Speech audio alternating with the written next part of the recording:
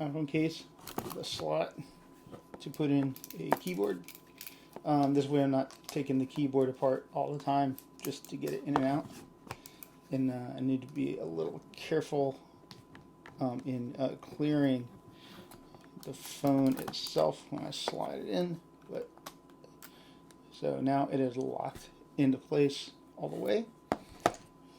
And I need this dongle for now. I'll need to get some help getting just like a USB-C cable that's smaller.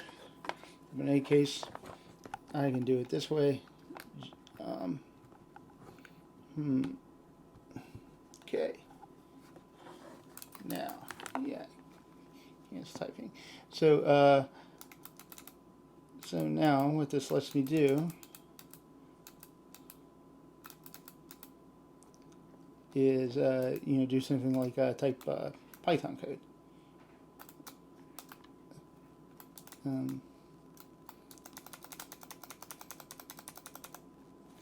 Yeah, so do D. Yeah, it keeps wanting to auto capitalize. So this is where I kind of find out how weird things are on iOS. And then I go back with some arrows, find, since it uses all the normal standard stuff, it's not, yeah, and then I want to back up, do D here, and I want to back up. And then, yeah, there you go. So def, I'll make a function, DOUBLE, and a variable n, and then colon, and then space, return. Yeah, that's annoying. I need to figure out how to turn it up. It's not every app is going to be like it. It's just that this app thinks that it knows better than you. URN space times n, and then I need to go back and clean up the other R. Yeah, and then I do there's like home and end, so I do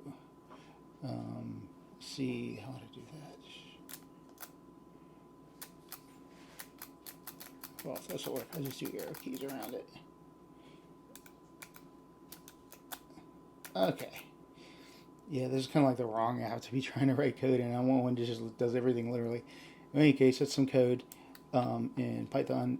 So I can basically do everything. If I am in VI, for instance, I can actually like do everything. I can like get out of VI and all that stuff, right? So if I have like a shell, yeah, there you go. So LS. This is, oh yeah, this program, I remember I contacted the author because that one doesn't recognize my keyboard. And, yeah, and so I have to use the on-screen keyboard for that. But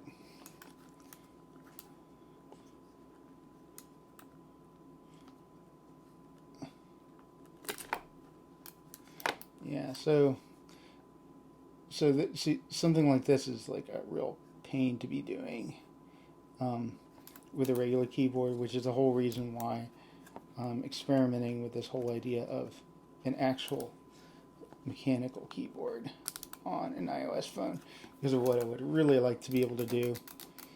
Oh, there you go. Yeah, I got it. So LS space dash 1 and then carriage return. Yeah, so I have a certificate. Yep, so that is the keyboard, and show you some stuff about the size of these. This keyboard is quite large. I use it all the time with a Mac or Windows, but this one's like about almost half the height. The end of these keycaps is where these keycaps even start. But that's it.